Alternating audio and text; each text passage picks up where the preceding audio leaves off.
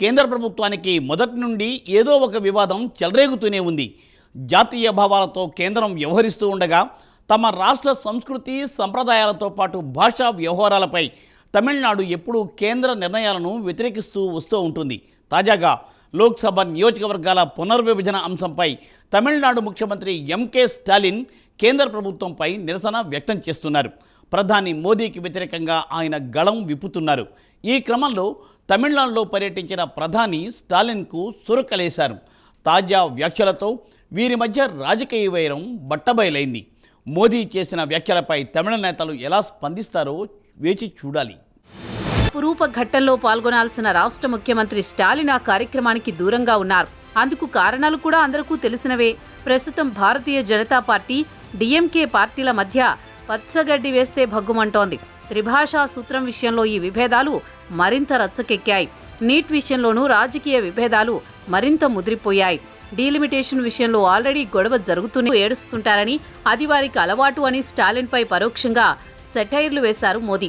కేంద్ర ప్రభుత్వం తమిళనాడుకు భారీగా నిధులిస్తోందని, గతంతో పోలిస్తే 3 రెట్లు అధికంగా ఇప్పుడు నిధులు అందుతున్నాయన్నారు. తమిళనాడు అభివృద్ధికి కేంద్రం కట్టుబడి ఉందని, ప్రధాని 2014 నుంచి తమిళనాడు అభివృద్ధిపై కేంద్రం ఫోకస్ పెంచిందని తెలిపారు. అంతకుముందు రైల్వే ప్రాజెక్టులకు ఏటా 900 కోట్లు మాత్రమే కేంద్రం ఇచ్చేదని, ఈ ఏడాది తమిళనాడుకు రైల్వే బడ్జెట్లో 6,000 కోట్లకు పైగా కేటాయింపులు ఉన్నాయని తెలిపారు. అభివృద్ధి చెందిన భారత్లో తమిళనాడు పాత్ర గొప్పదని ప్రశంసించారు మోదీ. తమిళనాడు ఎంత బలంగా ఉంటే మన దేశం అంత వేగంగా అభివృద్ధి చెందుతుందని, తమిళనాడులో తమిళంలో వైద్య విద్యను అందించాలని సూచించారు. వైద్య విద్యను తమిళ భాషలో అందించినప్పుడే పేదలకు ప్రయోజనం చేకూరుతుందని రాష్ట్ర ప్రభుత్వానికి సూచించారు. తమిళ భాష, సంస్కృతిని ప్రపంచ నలుమూలలా విస్తరించేందుకు ప్రయత్నాలు జరుగుతున్నాయని తెలిపారు. 21వ శతాబ్దంలో నిర్మించిన ఇంజనీరింగ్ అద్భుతం పంబన్ వంతెన అని ప్రధాని అభివర్ణించారు. ఈ వంతెన ఆధునికీకరణ డిమాండ్ దశాబ్దాల నుంచి ఉందన్నారు. ప్రజలకు రవాణా పరంగానే కాకుండా ఉపాధి, ఆదాయ వృద్ధికి కూడా ఇదెంతో ఉపయోగపడనుందని చెప్పారు. తమ ప్రభుత్వం దేశానికే గర్వకారణంగా నిలిచే 3 వంతెనలు నిర్మించిందని తెలిపారు. ముంబై ప్రారంభించిన సమయంలోనే మరోచోట కార్యక్రమంలో స్టాలిన్ పాల్గొని అక్కడ ప్రసంగించారు. పార్లమెంటులో రాజ్యాంగ సవరణతో న్యాయమైన డీలిమిటేషన్ అమలు చేయాలని డిమాండ్ చేశారు. ఈ ప్రక్రియ విషయంలో రాష్ట్ర ప్రజలకు ఉన్న భయాలను తొలగిస్తానని ప్రధాని హామీ ఇవ్వాలని స్టాలిన్ డిమాండ్ చేశారు. పార్లమెంటరీ సీట్లలో తమ రాష్ట్రాల వాళ్ళలోని డిఎంకే ఏ పని చేయని పార్టీ అని, తప్పుడు క్రెడిట్ తీసుకునేందుకు ముందుంటుందంటూ విమర్శించారు.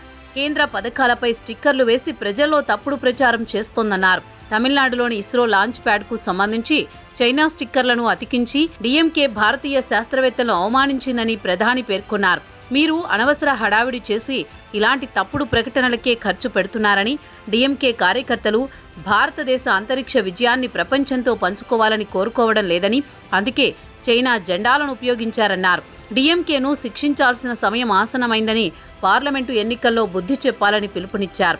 డిఎంకే ప్రభుత్వం ఇస్రో ఫోటోలో చైనా జెండాను పాతి దేశానికి నమ్మకద్రోహం చేసిందన్నారు. ఈ చర్య మన శాస్త్రవేత్తలను అవమానించడమేనంటూ ఆవేదన వ్యక్తం చేశారు. తుత్తుకుడిలో స్వదేశీ హైడ్రోజన్ ఇంధనంతో నడిచే జలమార్గ నౌకను జెండా ఊపి ప్రారంభించిన అనంతరం మోదీ ఈ వ్యాఖ్యలు చేశారు.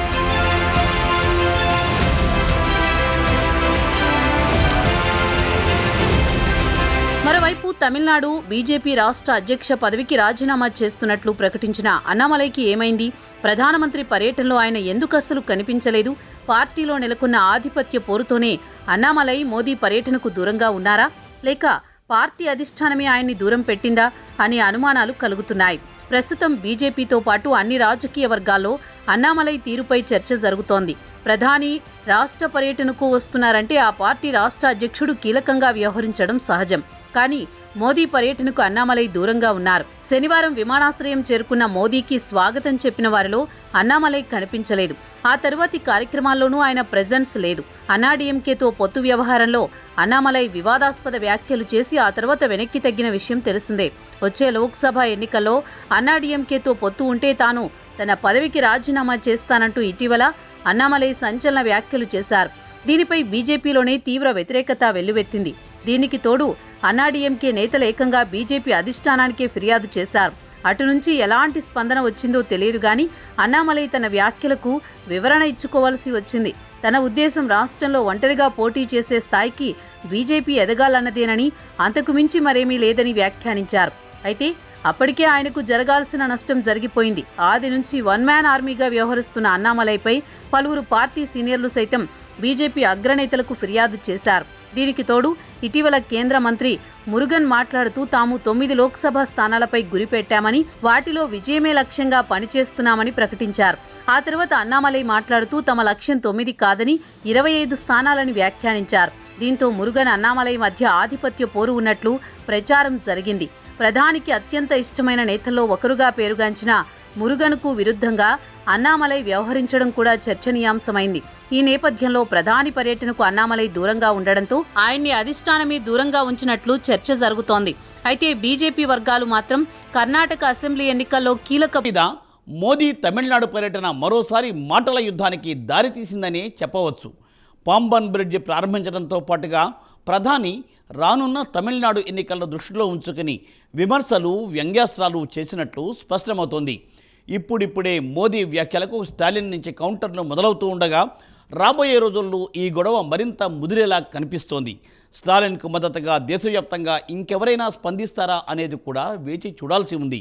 ఒకవైపు స్టాలిన్ను ఉద్దేశించి మోదీ చేసిన ఈ వ్యాఖ్యలు, విమర్శలు రాజకీయంగా పరుగులు తీస్తూ ఉండగా, మరోవైపు భారత ప్రధాన భూభాగాన్ని రామేశ్వరంలో కలుపుతూ ఆధునిక సాంకేతికతో నిర్మించిన పాంబన్ వంతెనపై రామేశ్వరం తాంబరం ప్రత్యేక రైలు